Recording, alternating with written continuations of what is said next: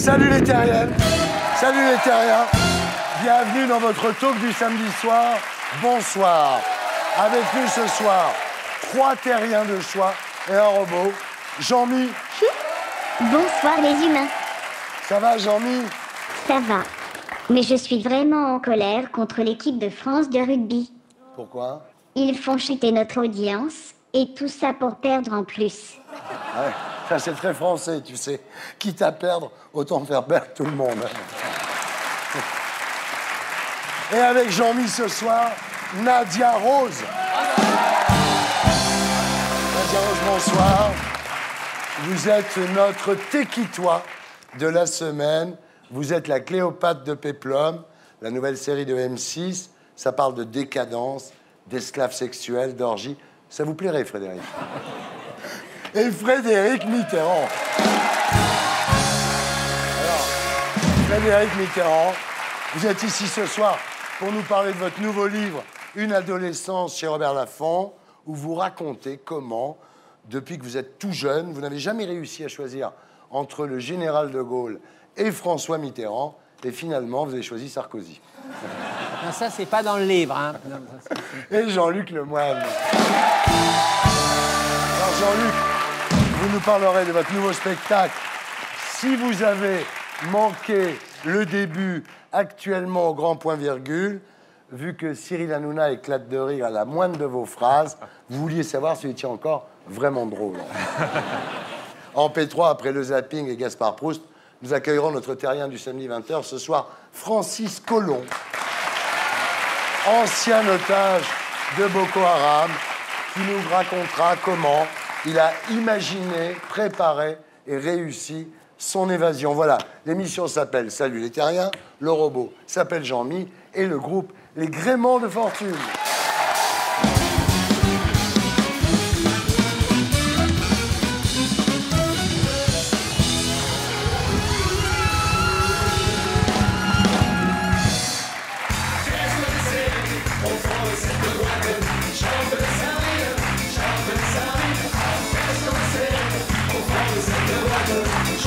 Jean-Luc Lemoyne, mesdames, messieurs, l'une des rares personnes au monde à pouvoir supporter en même temps Jean-Michel Maire, Enora Malagré, Gilles Verdez et Cyril Hanouna. C'est bien les sardines, c'était pour recréer un écosystème pour que Voilà. je me reconnaisse. Alors vous êtes chroniqueur, on ne touche pas à mon poste sur D8, vous ne rechignez pas à la tâche. Hein. Ah ouais. Oh, il est joli. Ça, ça se voit pas, mais j'étais censé être déguisé en Amanda Lear. Ah ouais. Il y a la barbe et la moustache. Oui, c'est le seul truc en commun que j'ai C'est avec un truc Amanda. en commun. Alors, tout le monde regrette un peu Nabila. Dommage. Eh oui, elle aurait dû poignarder Jean-Michel Maire. Elle aurait eu des circonstances Ah, mais non, mais- atténuantes, au moins. Oui. Ah non, si poignage Jean-Michel Maire, moi j'ai plus de boulot. Après, pour la quêtière, je fais comment? C'est vrai qu'après l'histoire de Nabila, vous êtes remémoré un certain nombre de fois les moments où vous étiez avec elle à la cantine de D8 et qu'elle avait des couverts à la main. J'ai vu toute ma vie défiler devant mes yeux. Oui. Et en même temps, je me suis dit, faut pas s'énerver, c'était que des couverts en plastique. Ah Donc, oui, oui, alors ça va. Alors, tout va bien, n'en touche pas à mon poste, mais vous avez voulu montrer à tout le monde ce que vous saviez faire. Vous avez voulu voir ce que vous valiez sans le rire automatique de Cyril Hanouna. 3 ans après votre dernier spectacle, vous avez décidé de remonter sur scène. Ça s'appelle « Si vous avez manqué le début ». C'est mis en scène par Étienne de Balazy et c'est au grand point virgule. On regarde à quoi ça ressemble. Très souvent, les gens viennent me voir et me demandent un autographe. Et après, lisent l'autographe pour savoir à qui ils ont fait signer. C'est contagieux, la connerie. Moi, je dis que si tous les cons du monde voulaient bien se donner la main, ben, ça serait beaucoup plus facile pour les électrocuter. Et grâce à David, tu te mets à penser qu'un slip, c'est cool. Donc tu n'hésites pas, tu en achètes un, et le soir, devant ta femme, tu ressembles à ça. Jean-Luc Lemoyne, au grand point virgule. Alors, les critiques sont excellentes. Il y a un truc, c'est le Figaro. Le Figaro trouve que vous n'êtes pas assez subversif. Ah Ils bon disent, on regrettera que Jean-Luc Lemoyne n'explore pas davantage des terrains plus subversifs. Putain, merde, Jean-Luc Le Figaro. Bah, c'est. Je sais, je suis peut-être pas à la hauteur. Je sais pas quoi Je sais faire. pas, c'est comme si le pape vous demandait de parler plus de cul, quoi. Jean-Luc, dans ton spectacle, tu distingues les losers des winners. Et toi, tu fais partie de quelle catégorie? Ah, moi, je sais depuis longtemps que je suis un gros loser. Ah, mais je suis un gros loser. Ça a été une catastrophe depuis ma plus tendre enfance et à l'adolescence. Avec les filles, c'était une catastrophe. Non, mais non, quand je le dis, ça va. Mais quand on fait oh, là, j'ai vraiment pitié. Donc, Alors, Jean-Luc, vous êtes né le 6 mars 1970 à Paris, dans le 15e arrondissement. Votre père était policier à moto. c'est ça. Il faisait partie de la compagnie motocycliste de Paris, celle qui accompagne les chefs d'État. Ah ouais. Voilà. Vous êtes Donc, fier. fier, c'est beaucoup dire, mais Ouais. c'était un métier plutôt cool. Je voyais mon père avec des grosses motos. Et votre mère, femme au foyer. Oui, elle travaillait à l'usine aussi. Mais ouais. C'est pas grave, hein, ça arrive à des gens bien. Alors, vous vivez les 24 premières années de votre vie dans un pavillon de banlieue qui a été construit par votre père, en fait. C'est ça. Au tout début, quand je suis né, il vivait dans une petite cabane en bois. Le temps qu'ils construisent la maison, Ouais. il l'a construit sur le long terme. Et donc, c'était un déchirement quand finalement ils ont déménagé. Ils ont quitté la région parisienne parce que c'était le vrai pavillon familial. Et quand vous y allez, quand vous passez devant, ça Ah, vous je fait- peux pas. Ou sinon, j'ai envie de rentrer et de dégager les gens qui sont à l'intérieur. C'est sans doute là que vous finirez, vous savez. Je. Ouais. Regardez. Bonjour, je m'appelle Jean-Luc Lemoine. Vous m'avez sans doute vu à la télévision. Quand vous êtes une star de la télévision, vous accédez à la gloire, la fortune, aux villas de rêve. Moi, ma maison, aujourd'hui, c'est ça. Enfin, c'est surtout la maison de ma mère. Elle est persuadée que je suis le nouveau Michel Drucker et a donc décidé d'investir toutes ses économies pour que je monte ma propre chaîne de télé. Dans son salon. Des méchants langues disent de nous que nous ne sommes qu'une mini-chaîne. Peut-être. Mais moi, je leur répondrai que déjà, c'est pas très sympa. Et que deuxièmement, d'une mini-chaîne sort souvent un bon son. Notre credo, la qualité. Notre moteur, votre bonheur. Non, mais je parle là. Notre moteur, votre... Je parle là, on est à Ah, mais quoi? Je t'enlève juste le gras du nez là pour que tu sois jolie. Bon, bah écoutez, je crois que ça y est, c'est bon. Tu m'excuses. Non, attends, j'ai pas fini, maman. Non, mais on donne. C'est le goûter de Bronski. C'est incroyable ça. Si Bronski ne prend pas son goûter maintenant, tu le connais, il devient grognon, voire violent. Bah déjà, tu dis bonjour à Mais oui, je lui ai Geneviève. fait un sourire. Bonjour Geneviève. Je suis tellement contente de vous voir. Vraiment, Alors, je suis donne- enchantée. Tiens, je te donne tes pépitos. Tu peux en proposer à Geneviève. Et vous voulez du lait? C'est du lait de soja Ah non, parce j'aime pas le qu'il lait. ne digère pas du tout le. J'aurais Ça bien lui aimé un donne petit peu des de aigreurs. cidre, t'as pas Il est ça un peu allergique. Tu as du cidre, maman? Du cidre, Ah oui. on devrait en trouver. Ah, vous Oui, devriez on en va avoir. tâcher Voilà. de trouver ça. C'est ça. Voilà. Merci, maman, en tout cas. Oui, Alors, je ne vais pas vous déranger. Hein. Non, maman. Non, mais sérieux, maman, on est en pleine émission. là. Voilà. Voilà, ça s'appelait Télé Lemoine. C'était top. Et c'est bien. Mais monsieur Jean-Luc Lemoine a préféré, plutôt que de faire cette émission, aller faire le bureau des plaintes sur France 2.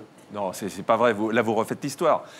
Très sincèrement, mon plus gros regret, c'est qu'on n'ait pas réussi à monter ce pilote qu'on avait fait ensemble, parce que c'était le truc le plus barré. Et je me rappelle très bien que le directeur des programmes de France 2 à l'époque l'avait vu. Il est sorti, mais super enthousiaste. Il m'a dit, c'est tellement britannique. Et quand il a dit c'est tellement britannique, j'ai compris qu'on n'allait jamais le faire. C'était perdu. Et voilà. C'était foutu. Mais alors, ce que vous savez pas, c'est que nos vies s'étaient croisées beaucoup plus tôt. À l'école, quand le prof disait Jean-Luc, que répondaient les élèves? Cette pub m'a fait beaucoup de tort. Je vais pas vous mentir. oui. C'est vous qui l'avez faite. C'est moi qui l'ai faite. On regarde. Moi je connais un fromage moelleux savoureux, c'est le chaussé au moine. Amen. Chaussé au moine. Eh oui, on va vous rappeler des souvenirs. Le pauvre.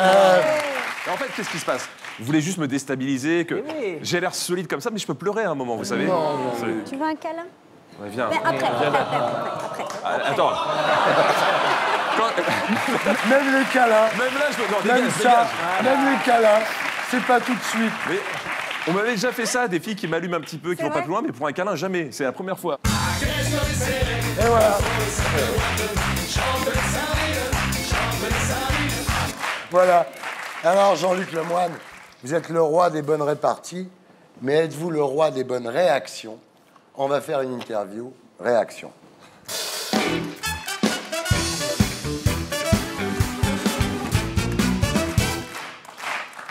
Vous êtes dit quoi la première fois que vous avez fait marrer un public? Ah bah c'était lors de mon premier passage sur scène, donc je me suis dit que j'étais un génie. Ouais. Vous êtes dit quoi la première fois que vous avez pris un bide en public? Ah, ça, c'était la deuxième fois que j'étais monté sur scène. Et j'ai compris que j'étais pas du tout un génie. Vous êtes dit quoi la première fois que vous êtes vu à la télé? Ah, je me suis dit que j'avais intérêt à être drôle parce que je pouvais pas tout miser sur le physique.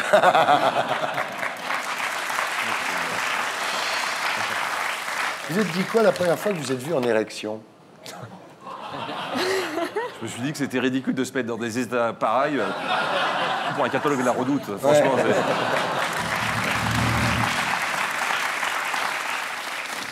Vous êtes dit quoi la première fois que vous avez fait l'amour? Je me suis dit que, comme disait Coubertin, l'important c'est de participer.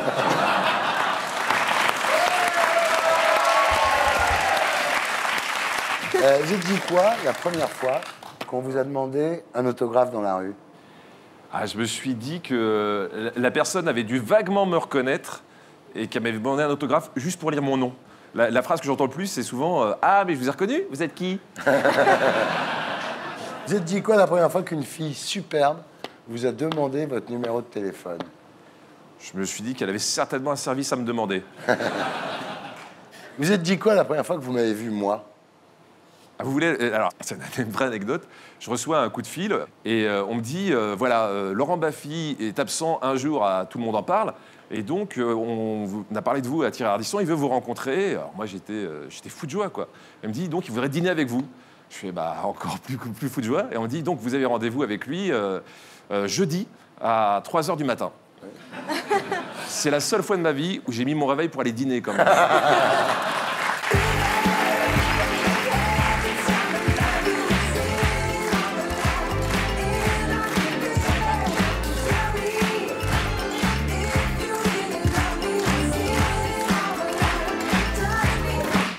Frédéric Mitterrand, rebonsoir. Alors, ça fait très longtemps que vous ne faites plus bonsoir. Hein? C'est comme les Rolling Stones, ils veulent plus faire Satisfaction. Hein? Et vous avez marqué, Marc-Olivier Fogiel ne fait plus bonsoir. Tout se perd, Tout se perd. oui. Dans quel Tout fout le monde corps. vivons-nous? Hein? Alors, Frédéric, vous êtes écrivain, homme de télévision, ancien ministre de la Culture. Pendant des années, les gens de droite vous détestaient car vous étiez un Mitterrand. Puis pendant des années, les gens de gauche vous détestaient parce que vous travailliez avec Nicolas Sarkozy. Aujourd'hui, qui vous déteste encore? Peut-être seulement moi, mais en même temps, je m'aime quand même un petit peu aussi. J'espère Alors, bien. donc, Alors, vous êtes chevalier de la Légion d'honneur. Vous êtes commandeur des arts et lettres. oui. Vous êtes officier du mérite. Le mérite, c'est pour avoir parlé culture avec Sarkozy. Non, c'était avant. On peut dire que vous avez été le Malraux de Sarko. Non, c'est une vanne, c'est une vanne. C'est dommage, il commençait à prendre bien. Ouais. Cette expérience de ministre de la Culture, vous en gardez un bon souvenir? Qu'est-ce qu'il faut faire? Boire du champagne en évitant de tomber sur les intermittents du spectacle, c'est ça le truc, quoi. En gros, c'est ça En le gros, boulot. c'est ça, il faut tenir le champagne quand même. Hein. Jean-Mi, tu veux dire quelque chose, mon petit? T'as des nouvelles de Nicolas? Est-ce qu'il a la pêche? Tu sais si ça se passe bien avec Carla? J'ai pas de nouvelles. Pensez qu'il va revenir? Et il est déjà revenu, il est dans les médias partout. Donc, Enfin, il y a son numéro 2, Laurent Wauquiez, qui dit « Il n'a plus la queue d'une idée ». Donc c'est quand même assez... C'est vraiment le numéro 2? Parce que quand t'es soutenu comme ça te fait du bien, quand même.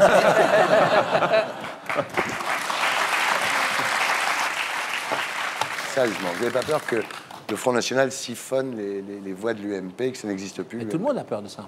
En plus, il y a un truc qui est incroyable, c'est que les homos rejoignent en masse le Front National. Bah oui, c'est Marine Le Pen, c'est Dalida maintenant. Ouais, je veux dire, parole. Et d'ailleurs, il y en a plein qui ressemblent à Orlando, c'est fantastique. Oui. Vous avez dit, Marine Le Pen est un peu une Madonna PD. Bah oui, c'est la même chose. Tu sais qu'elle risque de devenir copine avec Madonna, finalement. Ça ressemble un peu, d'ailleurs. Alors, vous, votre trip, c'est plutôt Lana Turner. Hein? Ouais. Alors, il y a une archive que je n'arrive pas à retrouver. Ouais. Vous êtes en train de vous balancer sur un trapèze déguisé en Lana Turner. Et vous la retrouvez pas parce qu'elle n'existe pas. Parce que si ça avait été filmé, je pense qu'on la verrait. Hein. Ouais, c'est ça. Ça, on la repasserait toute la journée. Mais c'était à quelle occasion? Parce que c'était quoi? C'est Une fête C'était les du 10 ans de palace. mes cinémas. Voilà. D'accord. Quand j'avais mes cinémas. C'était pas pour alors- un goûter d'anniversaire, vous faites pas Non, de... c'était un goûter d'anniversaire en fait. Mais Alors, Frédéric, vous publiez chez Robert Laffont un livre intitulé Une adolescence. Très beau bouquin. Frédéric Mitterrand a sorti un livre sur son adolescence. Voilà. On va passer en crypté. Non, parce que finalement, c'est moins hard que récréation quand même. Hein. c'est de moins en moins hard. C'est de moins en moins hard.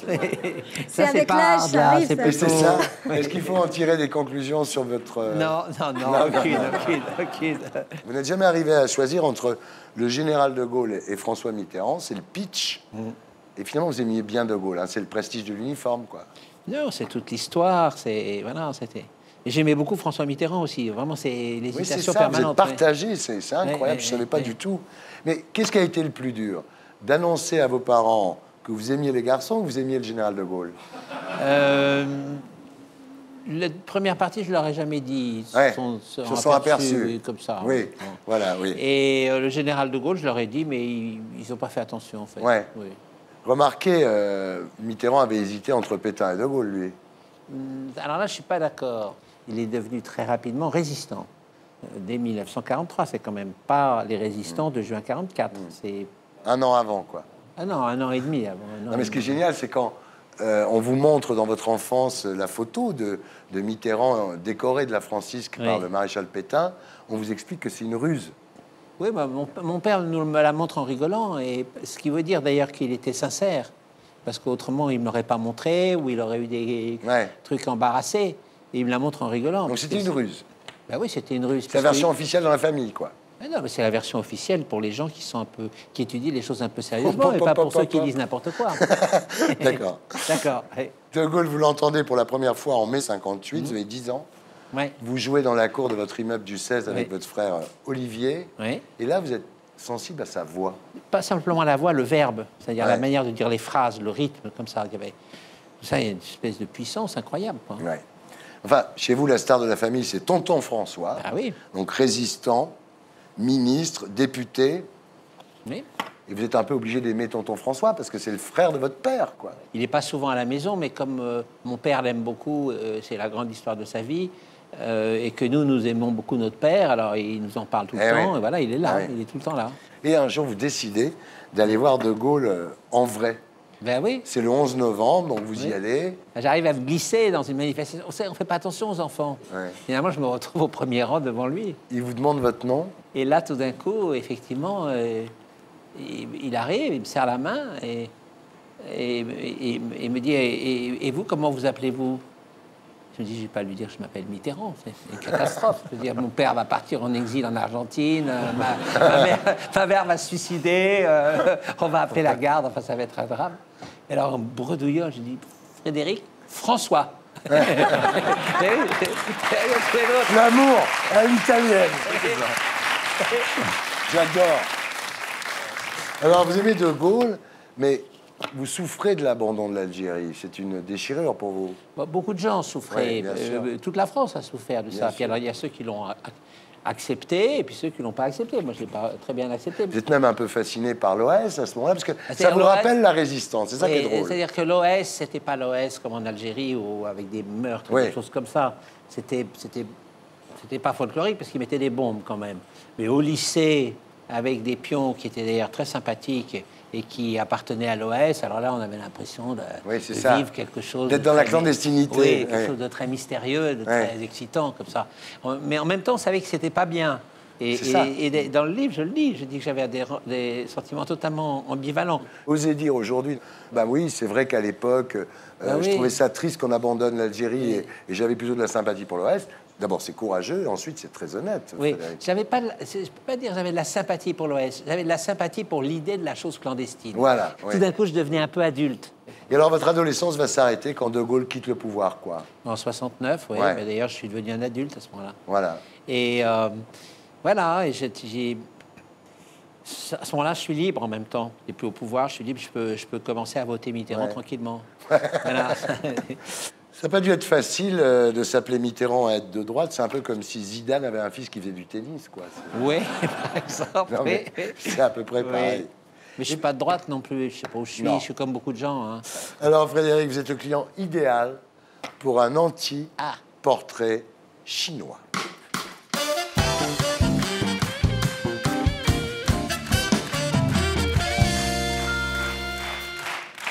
Si vous étiez une injure, Casse-toi. Il a travaillé avec Sarkozy quand même. Hein, donc, si vous étiez une panne,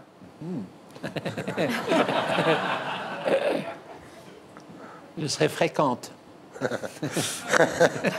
si vous étiez un accident, Je suis un accident déjà. si vous étiez une guerre, Je serais une guerre en dentelle. si vous étiez un vice, Je crois pas aux vices. Ça n'existe pas les vices. c'est bizarre, on n'y croit pas du tout là. Non, mais c'est vrai. si vous étiez une perversion, Mais c'est pas la peine de me regarder comme ça. Hein. si vous étiez un salaud, Je peux pas répondre. Je sais pas moi. Aide-moi. Je serais pas toujours là. Il y a un moment, Oui, il- mais c'est mort. C'est mort. C'est mort. Tu es là, profite-en. T'en profites. si vous étiez un supplice, Non mais le supplice, c'est l'interview, je crois. Oui, voilà. À l'interview.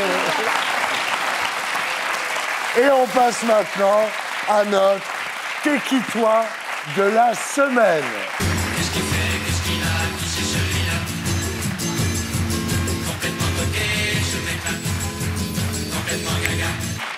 Nadia Rose, rebonsoir. Alors, vous êtes humoriste, vous êtes comédienne et vous êtes Cléopâtre, reine d'Égypte, dans Péplum, la nouvelle série de M6. On va en parler, mais d'abord, je voudrais qu'on s'arrête sur ce qui vous a marqué dans cette aventure de Péplum, la grande qualité humaine du producteur. Oui, un homme de génie, Oui. un homme de goût, Oui. voilà, qui a su trouver le casting parfait. Et ses incroyables qualités professionnelles. Ah oui, et ses incroyables qualités professionnelles et son charme Juste, aussi. vous pouvez nous rappeler qui est le producteur parce que là on est un peu largué. Alors, depuis votre plus tendre enfance, vous avez toujours été le clown de service. Hein. Bah ouais. Alors voilà, après un bac littéraire, vous enchaînez avec la Sorbonne. Vous êtes obligé d'abandonner votre thèse pour bosser, payer Ouais, votre loyer. bah oui. Alors vous devenez secrétaire de direction Et ouais. dans un bureau de courtage.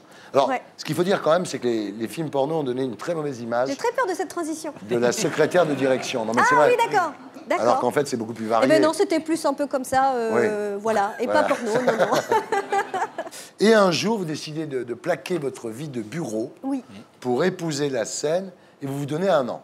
Ouais, c'est exactement ça. Vous en viviez au bout d'1 an? Oui. Alors, vous avez un spectacle qui, pour le moment, est en chantier, on peut dire. Ouais, voilà. Et là, je termine la tournée. Il est en chantier et on reprend à Paris à partir de septembre Le 17 septembre à l'Apollo. à l'Apollo Théâtre. Alors, dans votre spectacle, il y a Zoumeta. Oui, elle est coach domestique. C'est un peu la cousine de notre reine Cléopâtre. Ah oui, oui. Elle donne des bons conseils pour garder la ligne tout en étant une bonne femme au foyer. Elle dit que le repassage, ça fait les biceps. Les biceps, et puis elle dit à un moment, comme elle s'affole un petit peu, le foulard glisse, elle dit oh, attention, hein, je m'émancipe un petit peu. Le voile, c'est comme la mini-jupe, si on voit tes poils, c'est que c'est trop court. Alors, Nadia, vous êtes Cléopâtre dans Péplum, et j'ai l'impression que pour trouver le personnage, vous vous êtes plus inspiré de votre mère que d'Elizabeth Taylor, non? J'ai cherché plutôt du côté de la famille que Du de côté de la Liv famille. Taylor. Oui. On regarde à quoi ça ressemble. Et voilà, Cléopâtre, magie de la télévision. Cléopâtre est avec nous. Et vous ne serez pas étonné, Nadia, que je vous fasse une interview Cléopâtre.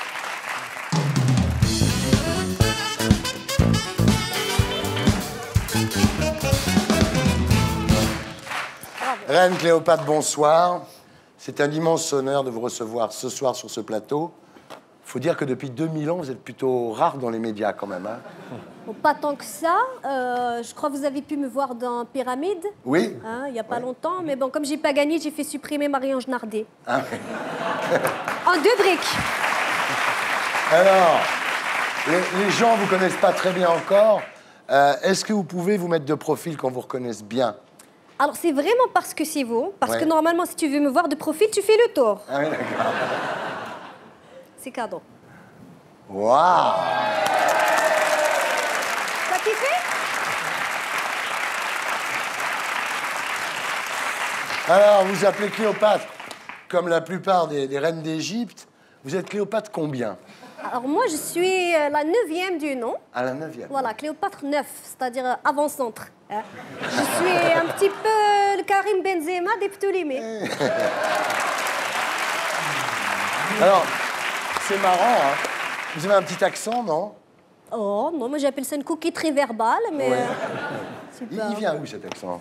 Bon, alors, c'est-à-dire Nadia Rose, elle est plutôt d'origine du Maroc, à la base. Ouais.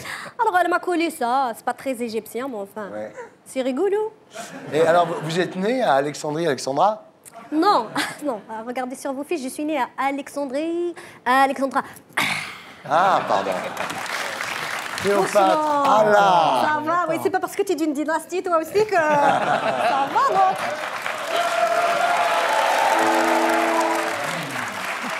Est-ce que vous confirmez que les sirènes du port chantent encore la même mélodie aujourd'hui? Alors non, ça a changé, là, ça fait quelques mois déjà. Maintenant, c'est Maître Games, je crois. Ah oui, d'accord. C'est du boulot, reine d'Égypte, ça consiste en quoi Ah exactement? ouais. Forcément, empaler, châtier, mutiler, torturer, la routine, c'est fatigant. Et au niveau des cheveux, ça a l'air un peu compliqué quand même, non, comme boulot? Oui et non, c'est-à-dire c'est quoi, 4-5 heures chez Jacques Dussan, je pourrais être au top.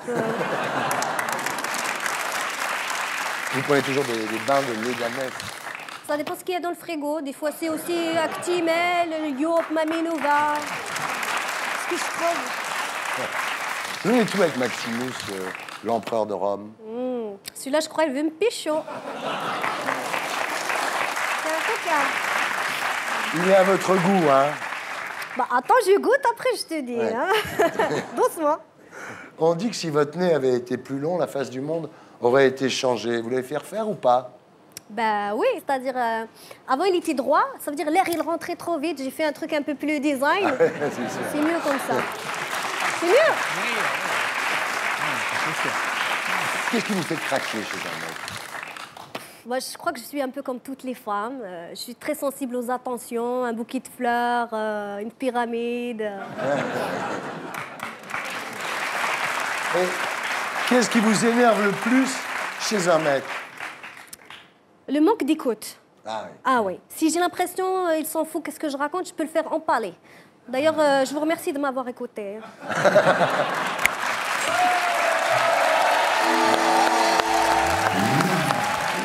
On passe maintenant au dossier de la semaine avec l'édito de Blacko. Et c'est Serge Raffi, journaliste à l'Obs et biographe de François Hollande, que nous accueillerons sur ce plateau après le Magnéto. Ce soir, nous poserons la question: Hollande est-il la réincarnation de Mitterrand?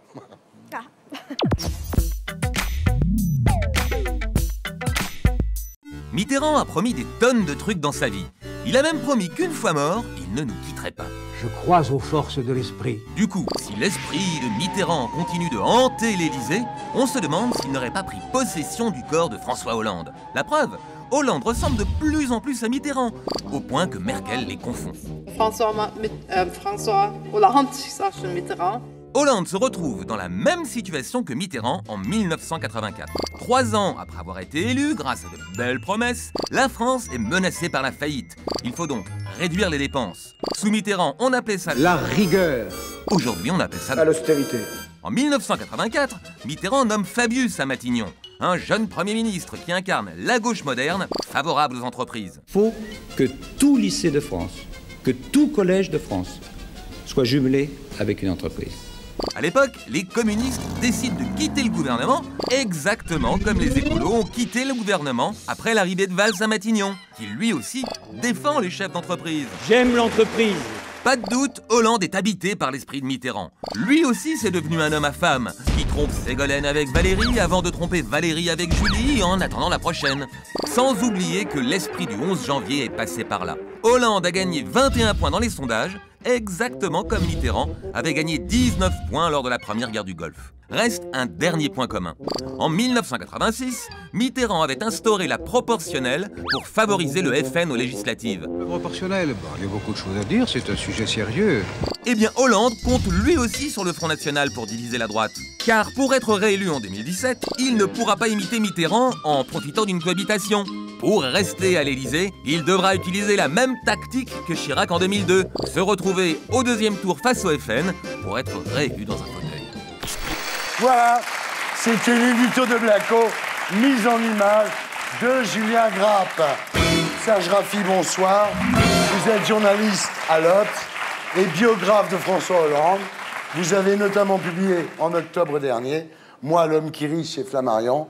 Bienvenue parmi nous. Voilà. Alors Mitterrand préférait les chanteuses, Hollande, lui, c'est plutôt les actrices, mais que de points communs, tous les deux, au point qu'on peut se demander si, effectivement, François Hollande n'est pas la réincarnation de François Mitterrand.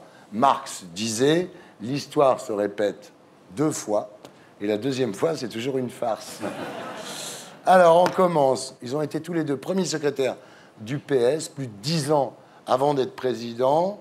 Ces deux hommes d'appareil, très au fait des tactiques et des tripatouillages politiques, finalement. Ils ont ça en commun, déjà. Oui, ce sont deux roués. Et ils ont surtout une connaissance intime de la carte de la France, quoi. Ils savent qui est préfet là, Ouais. qui est maire là, qui avance ici. Ils connaissent ça par cœur, ça c'est incroyable.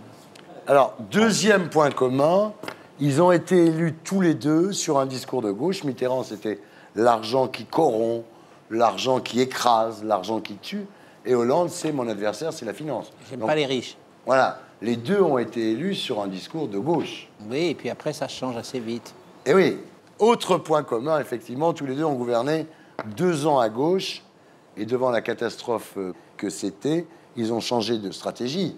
Mitterrand, ça a été la rigueur et Hollande, l'austérité. C'est toujours la même chose. Ouais. Que ça soit ou la gauche ou la droite, un homme politique, pour gagner, il faut d'abord qu'il gagne le premier tour. Et le premier tour, il faut qu'il rassemble son camp. Ouais. C'est une tactique politique basique qui est liée à nos institutions. Ils savent, les Français. Oui, ils le Ils savent. savent que quand Hollande dit « mon adversaire, c'est la finance », en fait, c'est pas vrai. Si, ils savent qu'ils le pensent, mais ils savent aussi qu'il va changer. Ah oui. Voilà. Et simplement, cette fameuse phrase, elle est purement tactique à un moment donné où Jean-Luc Mélenchon était en train de monter brutalement. Ouais. Donc Oui, il y a un il fallait spin lui- doctor tac, qui a quelques heures avant Quelle ou même quelques horreur. jours avant le Bourget qui a dit à Hollande, il faut absolument empêcher Mélenchon de nous piquer des voix.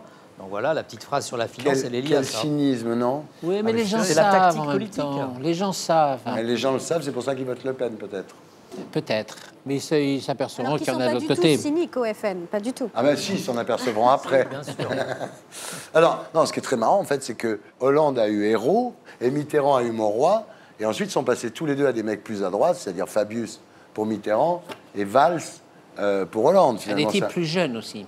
Là encore, c'est un principe de réalité, c'est-à-dire qu'un président de la République, quand il est élu, il récompense ceux qui l'ont servi. On se demande des fois aussi si au début ils récompensent pas ces gens-là et après ils se disent je vais pas prendre les coups tout seul, donc finalement je vais prendre quelqu'un qui va être aussi exposé que moi, comme Valls là il en prend aussi autant que Hollande. Et dans ce système que vous évoquez, François Mitterrand a été le roi pour ça, en particulier en nommant Rocard en 88 Oui. à Matignon, où alors là, ça a Pour le été carboniser. pour le carboniser, Ouais. ça a été... Si on nomme un Premier alors ministre pour le carboniser. Alors que les relations Hollande, on fait toujours ce lapsus encore, Ouais. Hollande-Valls sont plus complexes. Ouais. Et Valls, on n'a pas envie de lui faire mal en même temps. C'est plus compliqué aussi. Peut-être pas vous, mais il y en a qui... Non, moi je l'adore. Il est très mignon. Alors, autre point commun, Non, mais c'est vrai. C'est le J'ai même catalan. fait des rêves érotiques avec Valls. vous aviez la mouletta, il faisait le petit taureau. Non, ça se passait pas dans l'arène, ça se passait au lit directement. Ah, directement. Ouais. C'était vachement bien. Alors, tous les deux ont aussi essayé de faire des réformes de gauche, des réformes économiques qui n'ont pas marché. En revanche, ils se sont occupés de réformes sociétales. C'est-à-dire Mitterrand, c'est la peine de mort.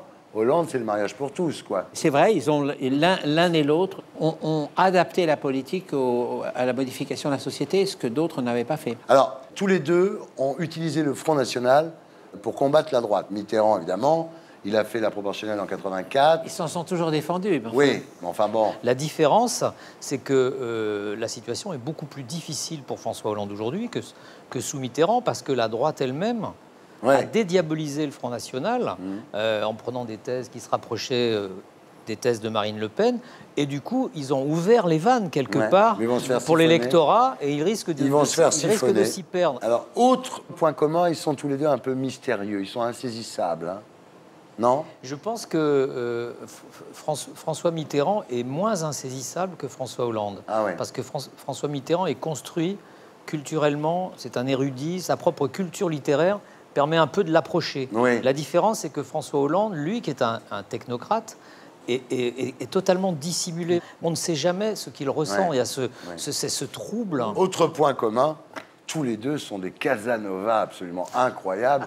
Mitterrand, c'est le secret de Polichinelle. Et François Hollande, comme dit Frédéric Mitterrand, c'est le niqueur magnifique. Donc ce quinquennat pour lui, c'est le niquennat général, a déclaré Frédéric Mitterrand. C'est vrai. On regarde à quoi ça ressemble. Qui imaginait que François Hollande, ce soit Casanova? Et la presse est remplie des aventures de François le niqueur magnifique. C'est extraordinaire. Il les nique toutes. Les politiciennes, les grandes journalistes, les petites de la comédie française, toutes. C'est génial, donc, quand même. C'est bien la politique. C'est la bicada générale. C'est formidable. C'est vrai. Et il n'y a pas de quoi faire un drame. Ça le rend plutôt sympathique, moi, je trouve. Alors, puis il y a la postérité. Alors, là, il n'y a pas de point commun pour le coup. C'est-à-dire que Mitterrand a laissé la pyramide du Louvre, la grande bibliothèque, et Hollande va laisser un scooter. Nous accueillons notre terrien du samedi 20h, ce soir, Francis Collomb. Bonsoir. Alors, Francis Collomb, en décembre 2012, alors que vous travaillez pour un groupe français au Nigeria, vous êtes kidnappé par les djihadistes d'Ansarou, des dissidents de Boko Haram. Après plusieurs mois d'une préparation millimétrée, vous réussirez à vous évader tout seul. Alors Francis, cette incroyable histoire, vous la racontez dans un livre intitulé « L'évasion » chez XO Éditions et à 20h dans Salut les Terriens. Et maintenant, j'accueille Gaspard Proust pour « Elle est pas belle la vie ».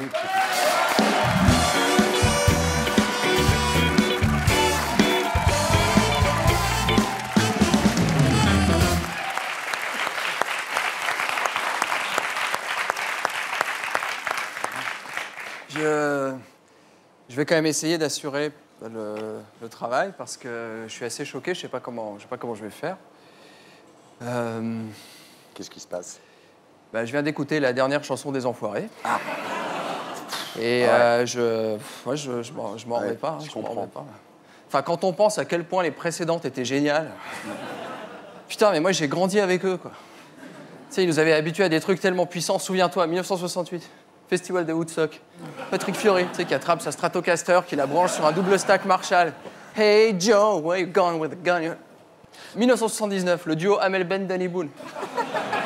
Mixé par Yann Foley. Ebony and Ivory. 1981, Mimi Bati à la batterie, Cadmerade au vocal, Stal à la basse. Tu sais.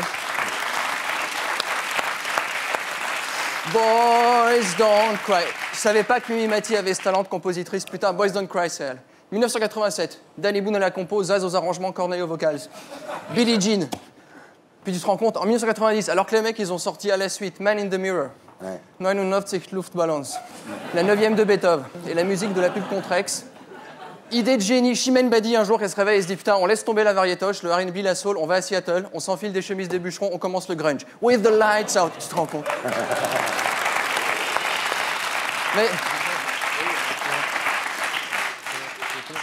comment ils ont pu en arriver là, quoi? Moi, quand je pense que la première fois que j'ai embrassé une femme, c'était sur un slow des Enfoirés, c'était dans la BO de Dirty Dancing, je crois. La voix suave de Michael Youn. She's like the wind to my trees. Am I just fooling myself? Gérard Jugnot au synthé, putain. Puis leur show aussi, c'est quelque chose. Les mecs en costume carton-pâte, c'est qui chantent, qui font des petites scénettes et tout. David Bowie, il paraît qu'il n'ose pas regarder parce que de peur qu'ils aient les idées avant lui, tu vois.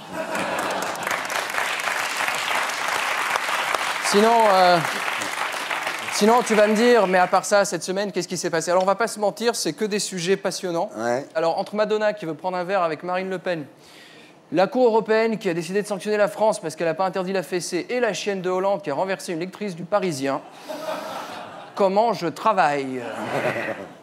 Alors, il y a bien les départementales, donc le FN. En gros, les départementales, c'est ce truc qui va servir à dire si le Front National sera au-dessus ou en dessous de 30%. Ouais. Ça sert qu'à ça. Hein. T'as l'impression qu'en France, il n'y a plus d'élections, mais des référendums pour ou contre le FN. Alors, c'est vrai qu'il y a beaucoup de candidats et du FN qui dérapent par Twitter en ce moment, c'est un peu ce qu'on leur reproche. C'est normal, le FN, il recrute dans les couches populaires. Bon, voilà. Faut comprendre ces gens-là, c'est le peuple. Comme ils n'ont pas les moyens de déraper sur la neige, ils dérapent sur les idées. Hein,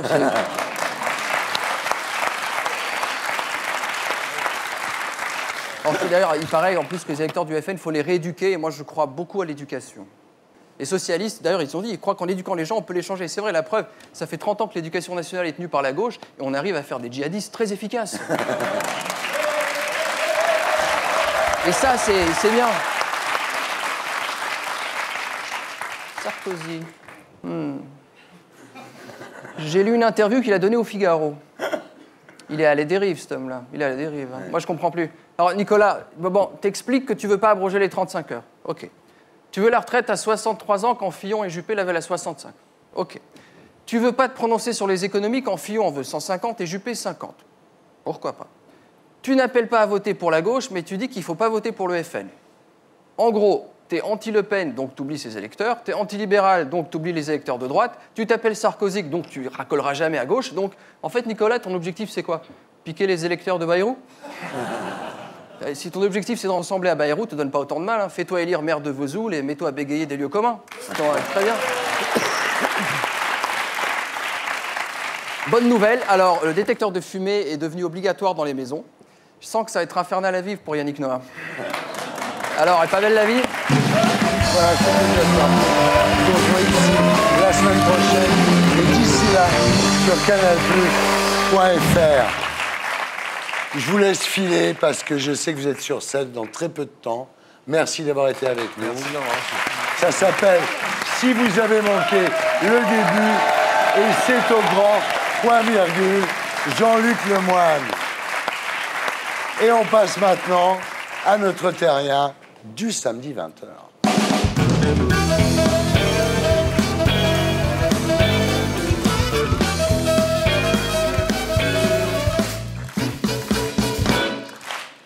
Francis Collomb, bonsoir. En décembre 2012, vous avez été kidnappé par Ansarou, des dissidents de Boko Haram. Au vu des revendications, vos chances de survie étaient nulles. Mais pendant 11 mois, vous allez organiser votre évasion au millimètre et finalement la réussir. On va raconter votre histoire. Vous êtes né le 19 décembre 1949 à Saint-Julien-du-Verdon, dans les Alpes de Haute-Provence. Votre père dirige une centrale électrique de l'EDF et votre mère est institutrice. Vous avez 14 ans quand votre mère meurt. C'est le début des embrouilles. Mauvaise rencontre, petit larcin. C'est comme ça qu'un jour, avec votre 2 chevaux, vous emmenez 3 types à Toulon. Vous ignoriez complètement qu'ils préparaient un coup. Ah oui, oui. À 20 ans, vous retrouvez en tôle quand même. Bah oui, mais c'est 6 mois de tôle. J'ai été acquitté à la barre après. Ouais. Oui. Mais c'est pas mal, parce que cette fréquentation des mecs du milieu, des méchants, des mafieux, vous endurcit et vous servira finalement 40 ans plus tard. Exactement. Alors, après la prison et un court séjour dans l'armée de l'air, à 25 ans, vous choisissez la vie d'expat en Afrique. Vous avez travaillé dans 26 pays. Différents. Faites quoi exactement? Je suis ingénieur en électromécanique. Alors, en décembre 2012, vous dirigez un chantier à Rimi, qui est une ville de 200 000 habitants dans le nord du Nigeria. Votre mission, à ce moment-là, est d'installer des éoliennes anticycloniques, c'est-à-dire des éoliennes qui sont rabattables, en fait, en cas de tempête, hein, c'est ça? Exactement. Alors, à cause de Boko Haram, Vous êtes logé dans une maison sécurisée par 4 policiers nigérians qui sont équipés de gilets pare-balles et de kalachnikov. Oui. Donc vous savez que c'est dangereux. Oui, mais bon, quand vous avez vécu, parce que j'étais depuis 2011, vous n'avez pas forcément la peur, parce que les gens, les Africains sont déjà merveilleux. Ouais. Le 19 décembre 2012, c'est votre anniversaire. Oui. Vous allez chercher une amie qui s'appelle Esther pour qu'elle vienne avec vous passer votre anniversaire. Vous rentrez. À peine arrivé dans le salon, vous entendez des rafales de Kalachnikov. Et là, vous avez la bonne idée de cacher Esther derrière un canapé. Oui. Voilà soudain une explosion. La porte en acier vole en éclats. Les terroristes entrent dans votre maison. Et vous arrivez à les détourner du canapé. C'est-à-dire qu'à un moment, ils vont vers le canapé. Vous leur dites, non, la sortie, c'est par là. J'ai pas voulu qu'ils repassent parce qu'ils auraient tué, comme ils ont tué les 2 policiers. Hein. Donc, je suis passé par les sas. Voilà. Alors, je le dis, Esther sera sauvée. Grâce à vous, elle est toujours en vie. Oui. Voilà. Je suis fier. Dans le jardin, c'est le carnage. 2 militaires sont morts et un gosse de 15 ans qui venait recharger son portable dans une prise du jardin, le pauvre, a été tué aussi. Dehors, donc il y a 3 4x4, 10 types masqués par un keffier. Ils sont armés de kalachnikov et de lance-roquettes.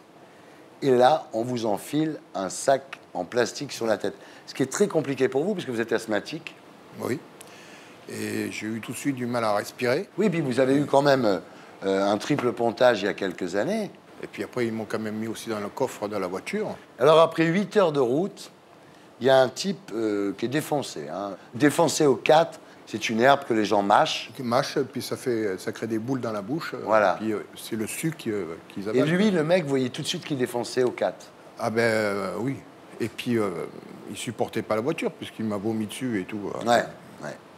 Alors ce type vous explique que les Français doivent quitter l'Afghanistan, doivent quitter le Mali et qu'ils doivent abroger la loi anti-voile intégrale. Exact. Donc, ce qui est terrible, c'est que leurs revendications sont absolument inacceptables pour la France. Donc vous, ça n'arrange pas vos affaires. Non, pas du tout, parce qu'ils auraient demandé une rançon. Ouais. J'aurais pu croire que... Ouais, mais là, c'est que des revendications politiques et adressées au président de la République, d'ailleurs. Alors là, on finit par vous jeter dans une cellule de 4 mètres par 3, sol en terre battue, matelas pourri. Et avant de vous laisser, le garde vous dit « Mister Francis, si tu essaies de t'évader, on t'abat comme les autres. » Ah oui, et surtout qu'ils venaient d'abattre 7 qu'ils avaient pris sur un chantier, un Italien, un Anglais et tout ça. Donc, ça vous prend. Hein. Alors là, évidemment, vous vous retrouvez, c'est la solitude. Oui, dans mon malheur, j'ai eu la chance d'avoir une petite radio que je leur ai pleuré, qu'ils m'ont accordée 3 semaines après, je crois, où j'entendais RFI, et puis j'entendais des gens merveilleux, quoi, qui m'ont fait chaud au cœur. Vous finirez par entendre votre femme, d'ailleurs, qui vit à La Réunion. Alors là, vous décidez de prendre sur vous, de ne pas vous laisser aller. Vous commencez par refuser l'eau croupie qu'il vous propose de boire. C'est-à-dire que dès le début, c'est très important ça, dès le début, vous opposez une résistance. Hein. Vous n'êtes pas le soumis. Hein. Oui, ça commence avec l'eau, puis avec des tas de détails. Le lendemain, par exemple, vous refusez l'assiette du déjeuner parce qu'ils font cuire les pâtes avec le riz. Oui. C'est quand même insupportable. Et que c'est pas la même cuisson. C'est pas du tout la même cuisson. Vous refusez, donc vous faites même une grève de la faim en disant je mangerai qu'on me donnerait autre chose que cette merde, quoi. Hein? Et puis là, vous commencez à entretenir votre projet d'évasion. Vous savez une chose quand même, c'est qu'ils veulent vous garder en bonne santé. Un jour, vous avez une dysenterie, vous leur demandez des bananes et ils vous apportent des bananes. Ce qui veut dire qu'ils veulent vous garder comme monnaie d'échange, c'est clair. Oui, ils m'ont apporté aussi des médicaments, mais moi je prenais que des médicaments que je pouvais connaître. Tout ce qui était chinois ou que je ne prenais pas. Hein. Là, vous êtes extraordinaire quand même, Francis, c'est que vous commencez à vous entraîner en vue de cette évasion. Alors évidemment, il faut marcher. Et quand on est en cellule, c'est compliqué. Donc vous mettez le matelas au milieu de la cellule et vous faites le tour du matelas. Vous faites 1000 tours de matelas par jour, ce qui fait 10 km. Bon, ça vous garde en forme, évidemment. Oui, je faisais du fractionné aussi parce que de temps en temps. Fractionné. Ce qu'on apprend au rugby, parce que j'ai fait du rugby dans ma jeunesse aussi. J'ai pas fait que des bêtises. Alors là, vous commencez à organiser votre évasion. Le portail, vous ne pouvez pas passer dessus parce qu'il est trop haut pour être escaladé. Et vous ne pouvez pas ouvrir parce que les gonds sont rouillés. Et là, ce qui est extraordinaire, c'est comme il vous donne plus de riz avec des pâtes, il vous donne des beignets de maïs qui sont cuits dans l'huile de palme. Et là, vous récupérez l'huile de palme, des beignets de maïs dans un bouchon d'une bouteille de Coca-Cola pour mettre sur les gonds du portail. Oui. C'est génial. Ben, c'est mon côté ingénieur. C'est MacGyver, là. Ah, c'est MacGyver. Là, c'est trop fort. C'est un travail de fourmi. Oui. À un moment, vous dites, bon, j'ai besoin d'une poignée. Vous fabriquez une poignée avec une brosse à dents que vous taillez. Exactement. Hein. Vous préparez bien votre truc. Et puis alors, l'avantage, évidemment, c'est que tous ces gens-là prient 5 fois par jour. Donc, ça vous laisse le temps de tester vos bricolages. Alors, pour tuer le temps, donc, vous discutez aussi avec votre geôlier. Et là, vous découvrez quand même le niveau du mec. Il ne sait pas que la Terre est ronde, quoi. Non. C'est fou, ça, quand même. Oui, alors, il y a un truc aussi qui est marrant, c'est que le mec, il a des érections mais absolument incroyables. Il prend 3 Viagra par jour. Oui. Non. Oui. Mais excusez-moi, mais bon, il prend ces 3 Viagra. Mais est-ce qu'il a des filles pour... Oui, il avait une femme et il voulait en reprendre une autre. Et, ah bah oui. Voilà, quoi. Alors, le 25 septembre, après 8 mois de travail acharné, la rouille sur le portail finit par céder. Ça, c'est un moment extrêmement important, évidemment. C'est la grande évasion, hein, ce truc-là.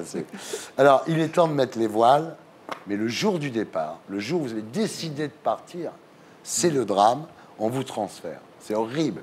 Et vous avez récolté cette huile de palme dans la capsule de Coca-Cola pendant des mois, et là, au moment de partir, on vous transfère. Tout est à refaire. Vous vous retrouvez dans une nouvelle maison, dans une grande ville. Alors là, le problème, c'est qu'il y a des barreaux aux fenêtres et le gardien dort dans la chambre à côté. Alors là, vous vous mettez à attendre qu'il oublie ses clés sur la porte. C'est quand même dingue. Oui, parce qu'il n'avait pas de douche tant qu'il venait. Voilà. Il passait par ma chambre où j'étais en captivité et j'avais une porte qui donnait sur une douche. Enfin, c'est une douche africaine, hein, c'est le seau d'eau. Le 12 novembre, il oublie ses clés. Là, vous en profitez pour inspecter la maison en espérant qu'il les oubliera à nouveau. Il faut quand même avoir le moral pour se dire, ce mec a oublié ses clés, je pourrais m'enfuir, mais non, je ne suis pas prêt, j'attends qu'il les oublie à nouveau. Le problème, c'est qu'il les a oubliés un jour, et moi, je ne voulais pas qu'il fasse ce jour. Voilà. Ce que vous voulez, c'est qu'il les oublie à 18h. Voilà. Et là, le 16 novembre à 18h, le gardien oublie les clés. Oui. Bonne nouvelle, vous partez...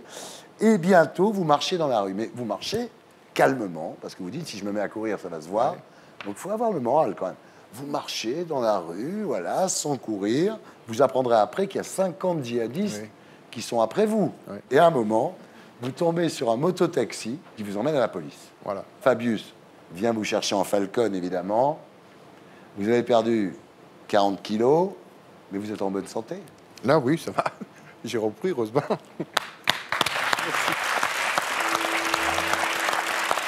Le livre s'appelle L'Évasion, c'est chez XO Éditions. C'était Salut les Terriens, votre talk du samedi soir avec Jean-Mi, avec Nadia Rose, avec Frédéric Mitterrand, Jean-Luc Lemoine, Serge Raffi, Francis Collomb. Merci à tous ceux qui m'ont aidé à faire cette émission. Salut les Terriens.